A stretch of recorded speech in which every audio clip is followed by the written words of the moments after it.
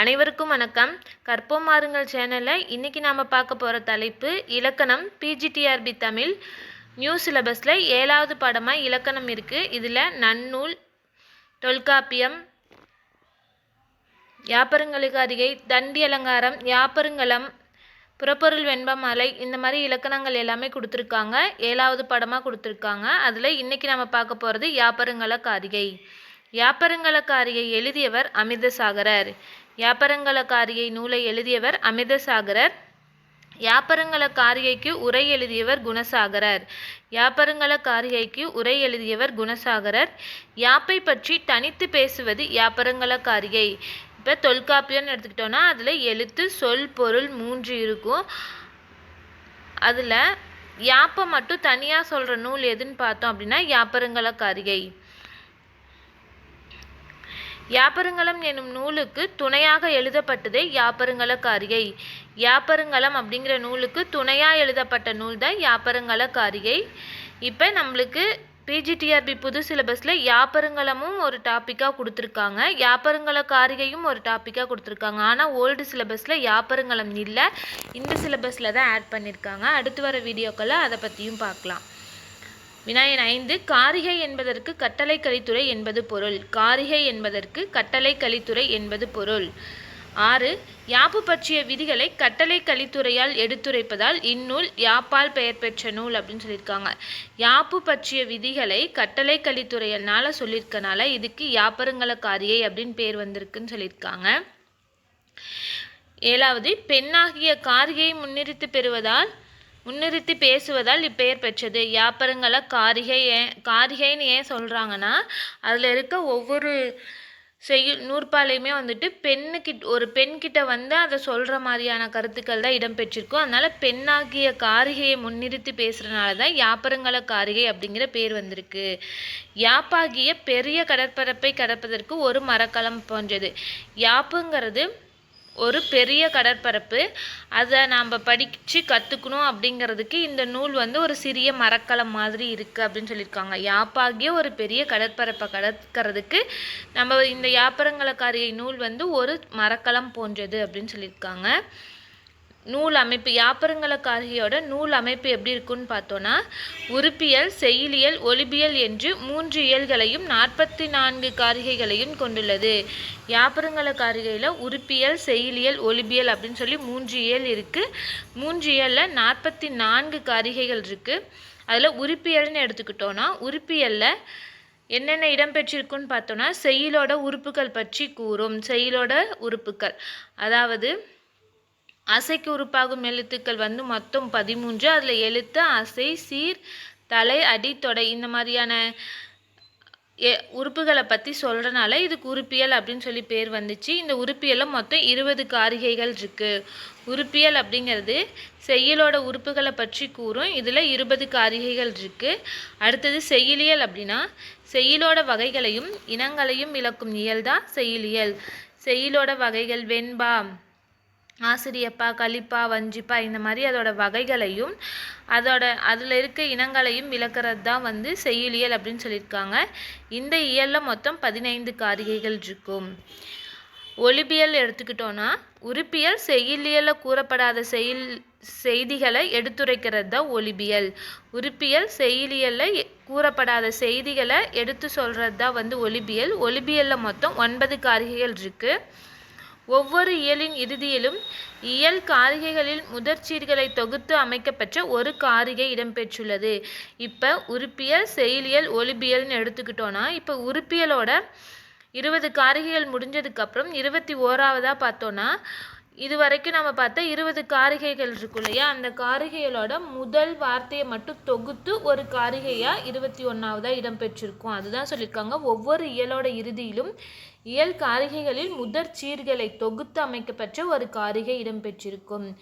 20 காரிகைகள்லையும் இதுக்கு முன்னாடி நம்ம இப்போ எழுத்துனா என்ன, அசைனா என்ன, சீர்னா என்ன அப்படிங்கிறதுக்கு ஒவ்வொரு காரிகை கொடுத்துருப்பாங்க. அந்த காரிகைகளோட முதல் வார்த்தையை மட்டும் தொகுத்து 21ஆவது காரிகையாக ஒன்று கொடுத்துருப்பாங்க. அதுதான் இங்கே சொல்லியிருக்காங்க. அது மட்டும் இல்லாமல் உதாரணம் முதல் நினைப்பு கூறுகின்ற காரிகைகளும் 15 இருக்கும் அப்படின்னு சொல்லியிருக்காங்க. உதாரணம் முதல் நினைப்பு கூறுகின்ற காரிகைகள் அப்படின்னா என்னன்னு பார்த்தோன்னா, இப்போ சீர் இருக்குது அப்படின்னா ஒரு சீர், ஓரசை சீர், ஈரசை சீர், மூவசை சீர், நாலசை சீர் இருக்கு இல்லையா?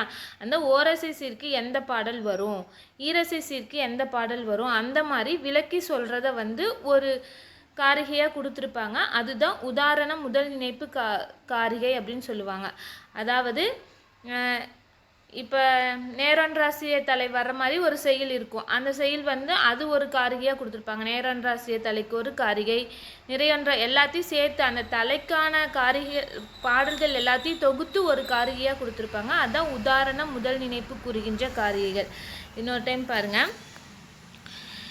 உறுப்பியல் அப்படின்னா செய்யுளோட உறுப்புகளை பற்றி சொல்கிறது. இதில் 20 காரிகைகள் இருக்கும். செய்யுளியல் அப்படின்னா செய்யுளோட வகைகளையும் அதில் இருக்க இனங்களையும் விளக்கி சொல்கிறது. இதில் 15 காரிகைகள் இருக்கும். ஒலிபியல் அப்படின்னா உறுப்பியல்லையும் செய்யுள்லையும் கூறப்படாத செய்திகளை எடுத்துரைக்கிறது தான் ஒலிபியல். இதில் 9 காரிகைகள் இருக்கும். மொத்தம் பார்த்தோன்னா 20, 15, 9 சேர்த்துனோன்னா 44 காரிகைகள் வந்திருக்கும். அது மட்டும் இல்லாமல் ஒவ்வொரு உறுப்பியலோட இறுதியில் உறுப்பியலில் இருந்த 20 காரிகைகள் இருக்கு இல்லையா? அதில் முதல் வார்த்தைகளை மட்டும் தொகுத்து ஒரு காரிகையாக கொடுத்துருப்பாங்க. அதுதான் வந்து ஒவ்வொரு இயலின் இறுதியிலும் அந்த இயலில் இருக்க காரிகைகளோட முதற் சீர்களை தொகுத்து அமைக்கப்பட்ட ஒரு காரிகை இடம் பெற்றிருக்கும் அப்படின்னு சொல்லியிருக்காங்க. அடுத்தது உதாரணம் முதல் நினைப்பு கூறுகின்ற காரிகைகள் அப்படின்னா, இப்போ நம்ம படித்த தலை அப்படின்னா அந்த தலை இருக்கு இல்லையா? அந்த 7 தலைக்கும் உதாரணமான செய்யுள் இருக்கும். அந்த 7 செய்யுளையும் தொகுத்து ஒரு காரிகையாக கொடுத்துருப்பாங்க. அதுதான் உதாரண முதல் நினைப்பு கூறுகின்ற காரிகைகள் அப்படின்னு சொல்லியிருக்காங்க. அடுத்தது 15. இவற்றையும் கூட்ட நூலின்கண் அமைந்த காரிகைகள் மொத்தம் 59.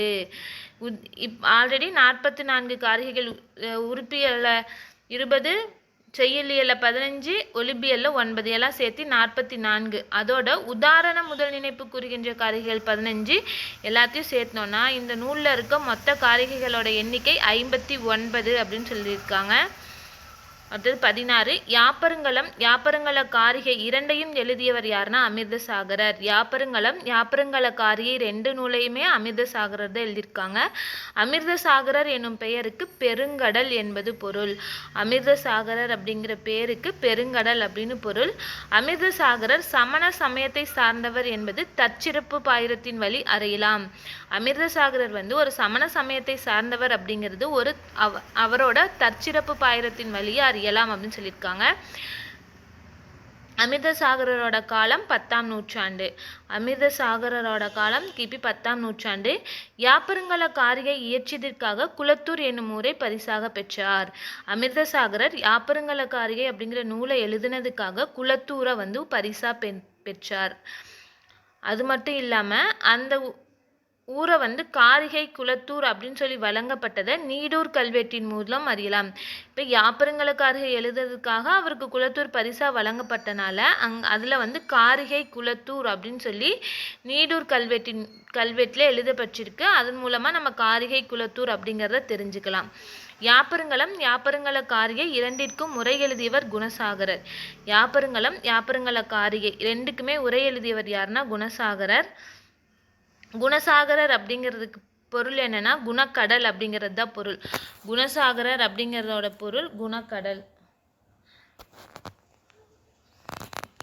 குணசாகரரோட உரை எப்படி இருக்குன்னா சுருக்கம், நுட்பம், தெளிவு ஆகியவற்றை ஒருங்கே கொண்டிருக்கும்.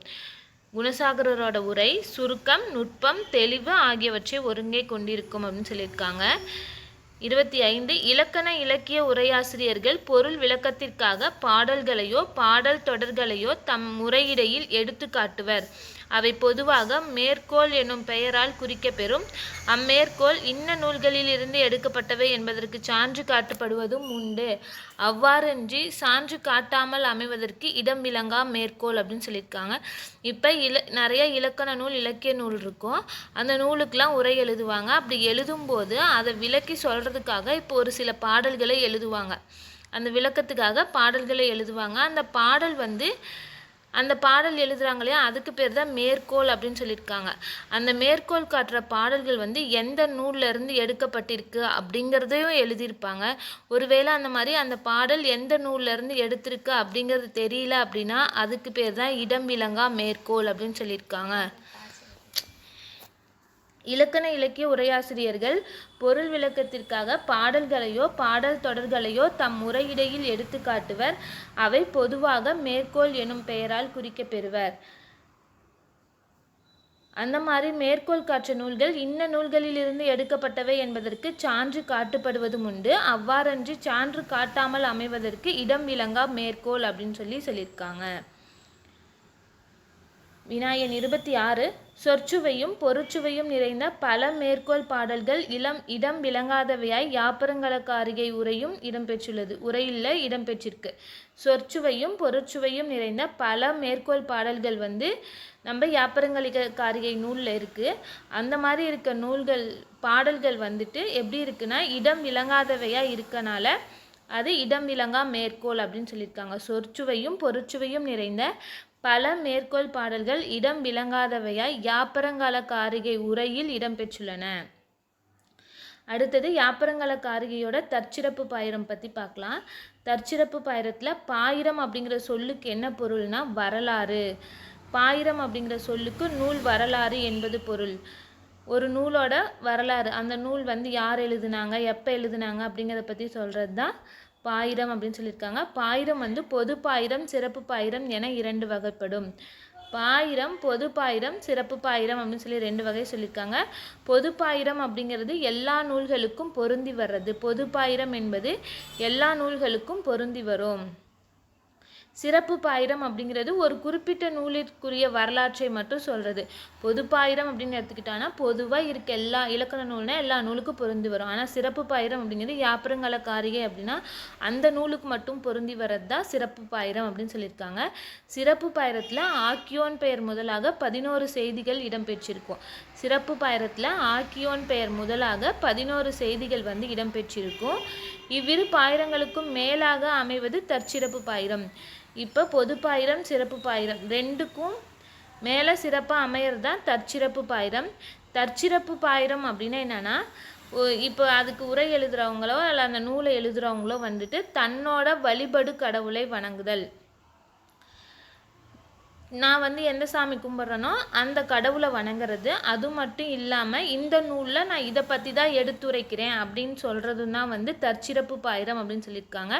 தற்சிறப்பு பாயிரத்தில் 2 பகுதி இருக்குது. தன் வழிபடு கடவுளை வணங்குதல், அது மட்டும் இல்லாமல் இன்ன பொருள் பற்றி நான் எடுத்துரைப்பேன் அப்படின்னு சொல்கிறது. இது 2 தான் வந்து தற்சிறப்பு பாயிரம் அப்படின்னு சொல்லியிருக்காங்க. 34. நூலாசிரியர் தன் நூலுக்கு தானே எழுதுவது தற்சிறப்பு பாயிரம். ஒரு நூலுக்கு மற்றொருவர் எழுதுவது சிறப்பு பாயிரம். நான் இயற்றிய நூலுக்கு நானே ஒரு பாயிரம் எழுதினேன் அப்படின்னா அது தற்சிறப்பு பாயிரம்.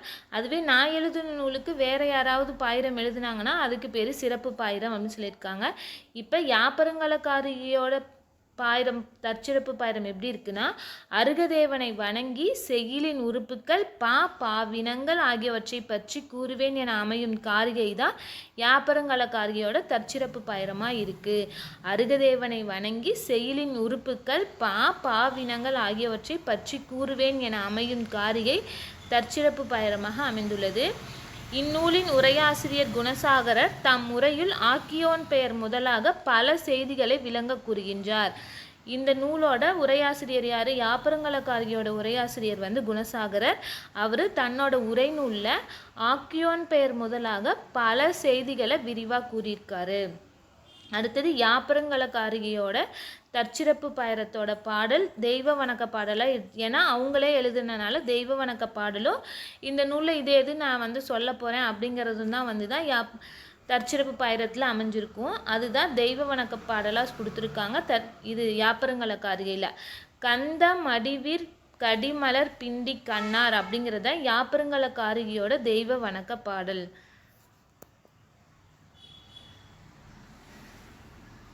கந்த மடிவிற் கடிமலர் பிண்டி கண்ணார் அப்படிங்கிறது யாப்பருங்கலக்காரிகையோட தெய்வ வணக்க பாடல். அடுத்தது இந்த தற்சிறப்பு பாயிரமானத்தில் என்னென்ன சொல்லியிருக்காங்க அப்படின்னு பார்த்தோன்னா காரிகை யாப்பினால் விதிகளை கூறுதல், ஒரு பெண்ணை முன்னிலைப்படுத்தி கூறுதல், அவையடக்கம் கூறுதல், மேற்கோள் எடுத்து காட்டுதல், முதல் நினைப்பு உணர்த்துதல், துணை நூலாக இயற்றப்படுதல் ஆகிய 6 புதிய போக்குகளை கொண்டது. இந்த காரிகையோட தற்சிறப்பு பயணம்னா, காரிகை யாப்பினால் விதிகளை கூறுதல், ஒரு பெண்ணை முன்னிலைப்படுத்தி கூறுதல், அவையடக்கம் கூறுதல், மேற்கோள் எடுத்து காட்டுதல், முதல் நினைப்பு உணர்த்துதல், துணை நூலாக இயற்றப்படுதல். இந்த 6 புதிய போக்குகளை கொண்ட நூல் தான் இந்த யாப்பருங்கல காரிகை. இந்நூலோட அமைப்பு தமிழுக்கு புதுமையானது. இந்த மாதிரி ஒரு பெண்ணை விழித்து சொல்கிறதோ இல்லை அவையடக்கம் சொல்கிறதோ இது எல்லாமே நம்ம தமிழ் நூல்களுக்கு புதுமையானது. ஆயினும் பிற மொழி நூல்களில் இந்த மாதிரியான ஒரு நிலை இருக்குது அப்படிங்கிறத அவர் விளக்கி சொல்லியிருக்காரு. யாருன்னா உரையாசிரியர் குணசாகரர் சொல்லியிருக்காரு.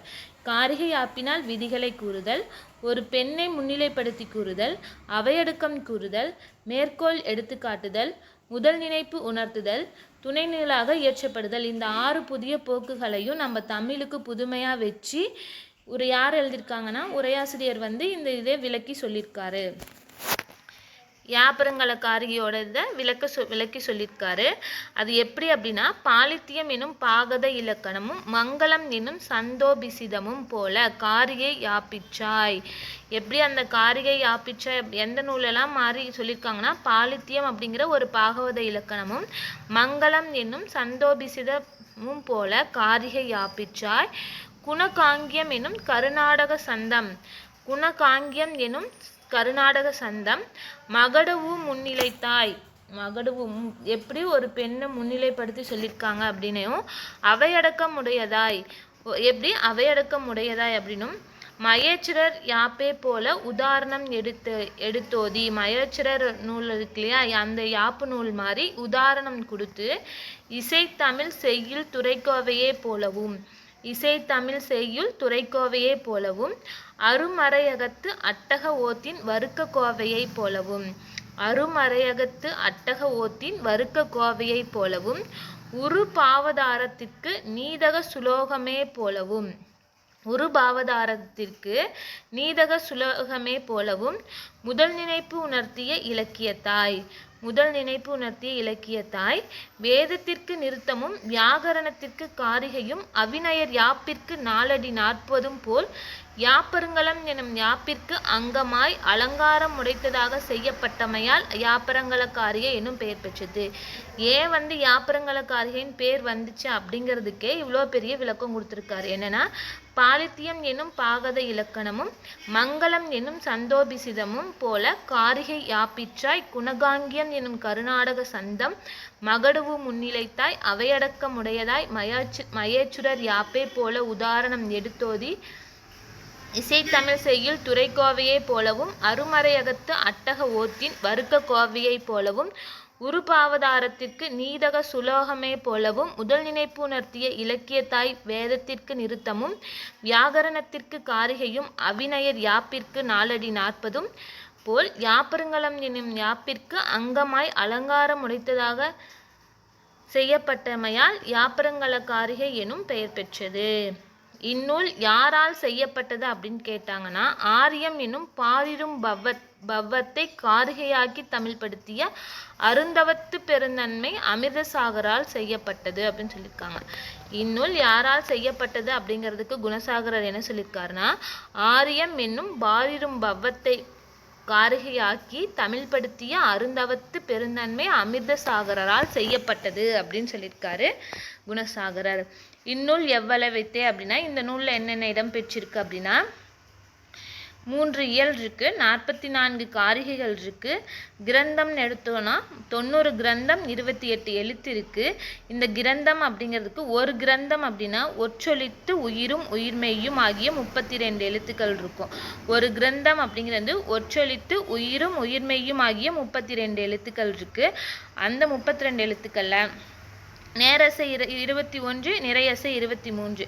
காரிகை பார்த்தோம்ல 44. அதில் நேரசை காரிகை 21, நிறையசை காரிகை 23. நேரசை முதலாகிய காரிகை ஒன்றனுக்கு எழுத்து 64, நிறையசை முதலாகிய காரிகை ஒன்றனுக்கு எழுத்து 68.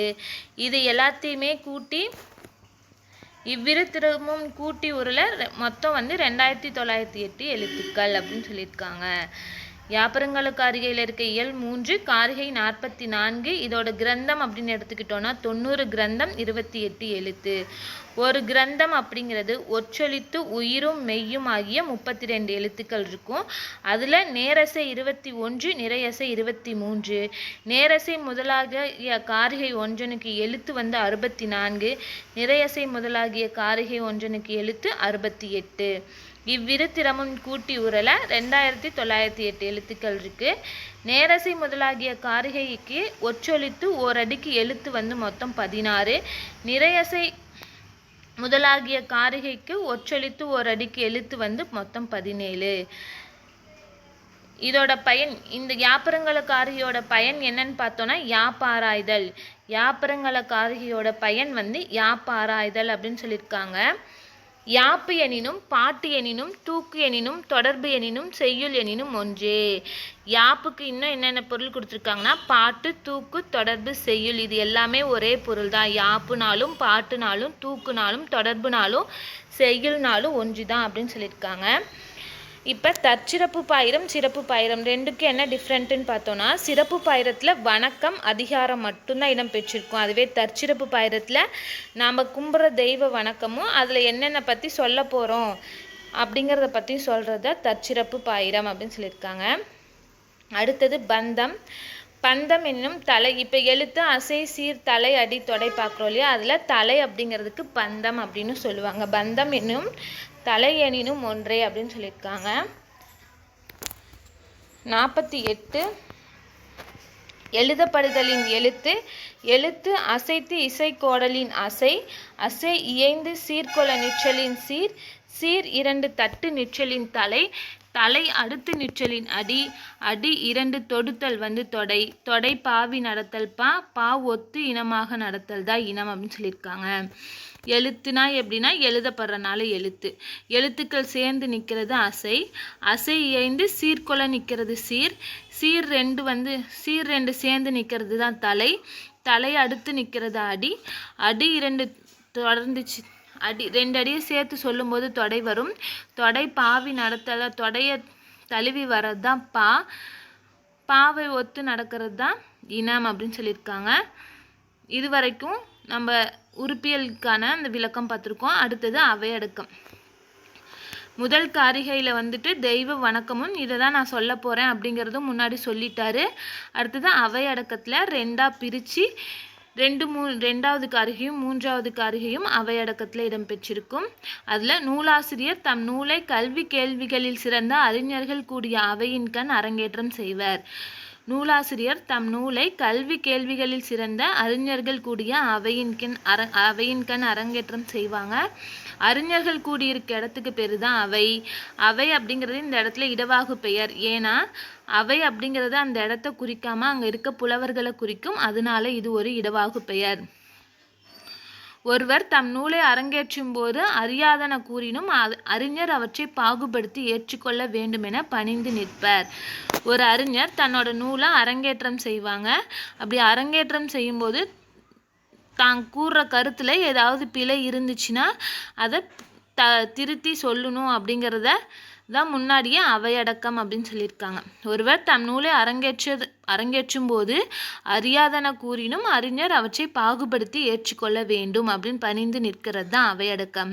அந்த அவையடக்கத்தை காரிகை ஆசிரியர் 2 வகையாக பிரிச்சிருக்காங்க. அது என்னென்னா அவைக்கு அடங்கிய அடக்கம், அவையை அடக்கிய அடக்கம் அப்படின்னு சொல்லி 2 வகையாக பிரிச்சிருக்காங்க. அவையடக்கத்தை 2 வகையாக காரிகை ஆசிரியர் பிரிச்சிருக்காரு. அது ஒன்று என்னென்னா அவைக்கு அடங்கிய அடக்கம், 2வது அவையை அடக்கிய அடக்கம். அவைக்கு அடங்கியது அப்படின்னா என்னன்னு பார்த்தோன்னா உயர்ந்த தமிழை தாழ்ந்த என் நாவால் கூறினேன். அதாவது தமிழ் உயர்ந்தது தான், தாழ்ந்த என்னோட நாவால் நான் சொல்கிறேன் அப்படின்னு சொல்கிறது அவைக்கு அடங்கியது. அவையை அடக்கியது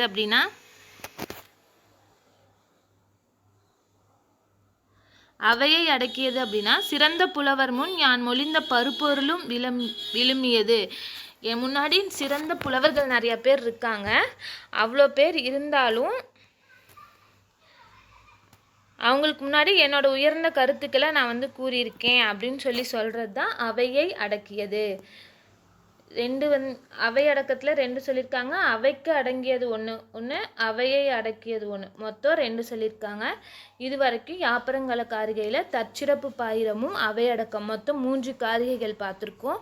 அடுத்து வர வீடியோவில் உறுப்பியல் பற்றி பார்க்கலாம். கண்டிப்பாக இந்த வீடியோ உங்களுக்கு பயனுள்ளதாக இருக்கும்னு நினைக்கிறேன். இதில் ஏதாவது சந்தேகம் இருந்தாலும் புரியலைனாலும் உங்களோட கருத்துக்களை கண்டிப்பாக கமெண்ட்டில் சொல்லுங்கள். நன்றி, வணக்கம்.